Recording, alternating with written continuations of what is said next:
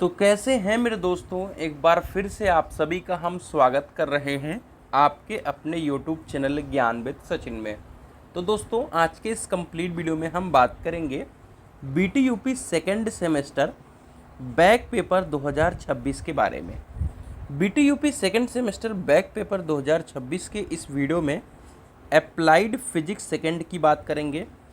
Applied physics second में दो तरीके के सिलेबस चल रहे हैं, उसके बारे में बताएंगे आप लोगों को। आपको हम टॉप इम्पॉर्टेंट क्वेश्चंस प्रोवाइड करेंगे जिनका रिवीजन आप लोगों के लिए मस्ट है, यानी इसके बिना आपको नहीं जाना है।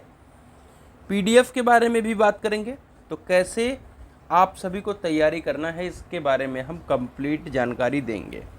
तो चलिए बिना देरी के अपनी इस वीडियो की शुरुआत करते हैं। मोबाइल एप्लीकेशन को डाउनलोड कर लीजिए, ओपन कर लीजिएगा।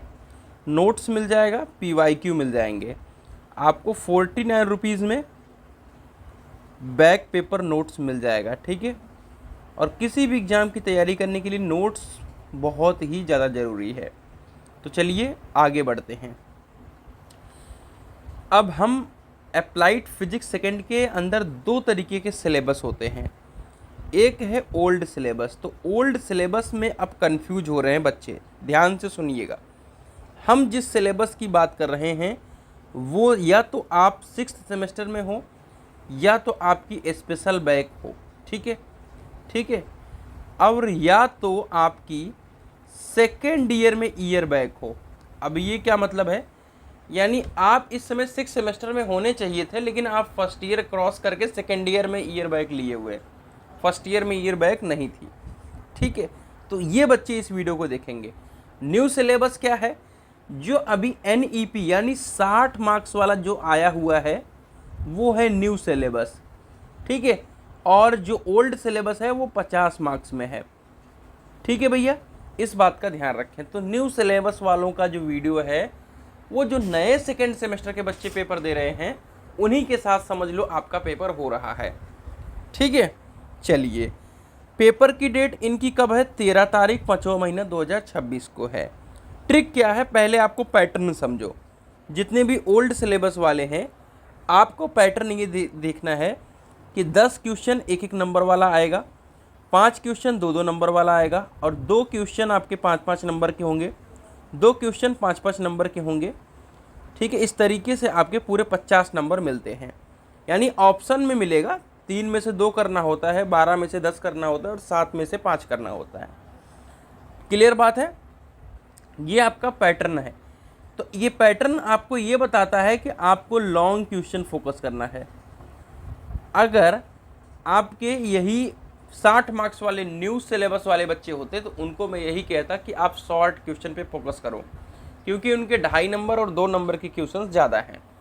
तो आप लॉन्ग क्वेश्चन फोकस करिएगा। आइए हम कौन कौन से लॉन्ग क्वेश्चन रहेंगे उनको बताएंगे। उसके पहले PYQ भी उसी सेक्शन में हो जहाँ पर आप नोट्स लोगे। PYQ आप लोगों के लिए मस्ट है। अब वार्निंग के तौर पर क्या बता रहा हूँ, देखो आप सभी इस समय 6th सेमेस्टर में होंगे, ये मुझे उम्मीद है। तो अगर यहाँ से अगर आपकी बैक रह जाती है तो वो आपकी ईयर बैक हो जाएगी। तो मैं आप लोगों से यही कहूँगा कि आप जी तोड़ करके मेहनत करिए, इम्पॉर्टेंट क्वेश्चन को पहले कवर करिए, ठीक है। वार्निंग में क्या है, इम्पॉर्टेंट क्वेश्चन कवर कीजिए,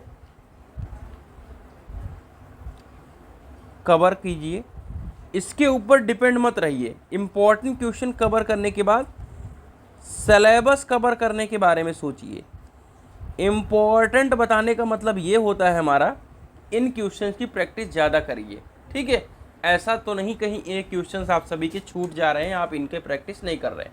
इम्पॉर्टेंट का मतलब ये होता है, इम्पॉर्टेंट का मतलब ये नहीं होता कि सिर्फ यही पढ़ करके जाओ, खास करके ऐसी सिचुएशन में जहाँ पर आपका दांव पे सब कुछ लगा हुआ है। तो आइए के करके हम डिस्कस करते हैं। गॉस का प्रमेय काफ़ी इम्पॉर्टेंट रहता है। मैं आपको बता दूं कि गॉस का प्रमेय जो है वो 2 मार्क्स में भी पूछ लेता है और 5 मार्क्स में भी पूछ लेता है। जब 2 मार्क्स में पूछता है तो आपको डेफिनेशन लिखना होता है, और 5 मार्क्स में पूछता है तो आपको डेरिवेशन भी करना होता है, ठीक है।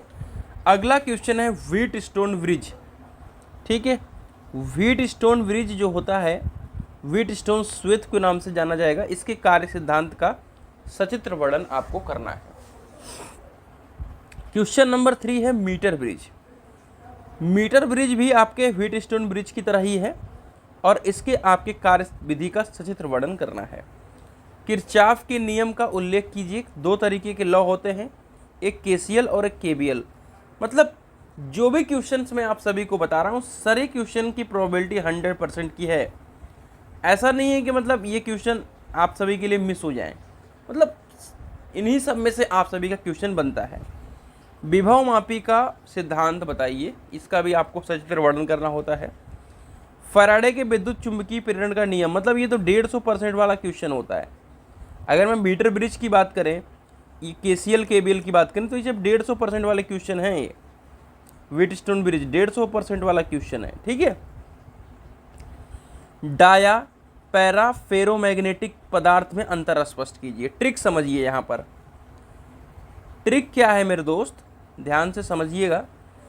आप सभी से अलग अलग पूछ सकता है या अंतर पूछ सकता है।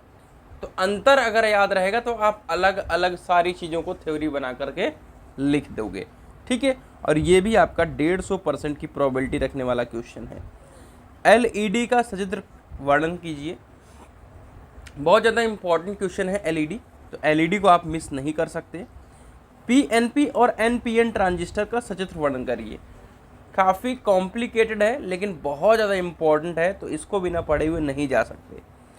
अब ये 150% वाला क्वेश्चन है, ध्यान से सुनिएगा, ये आपका बिना आए हुए पेपर नहीं रह सकता। हीलियम नियॉन लेजर या रूबी लेजर। देखो होता क्या है कि आप सभी से पूछता है लेजर का गुण पूछता है पहले, और फिर पूछता है कि किसी एक प्रकार की लेजर का वर्णन करिए। तो आप किसी एक प्रकार का बना दोगे, चाहे रूबी का बनाओ चाहे हीलियम नियॉन। लेकिन अगर आपसे डायरेक्ट हीलियम नियॉन पूछ लिया तो आपको हीलियम नियॉन बनाना पड़ेगा, तो इसलिए आपको दोनों पढ़ना पड़ेगा। लेकिन मैं आपको कह सकता हूँ कि 150% ये एग्जामिनेशन में आएगा।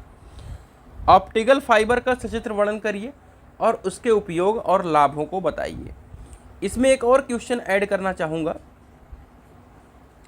पीएन जंक्शन डायोड, ठीक है।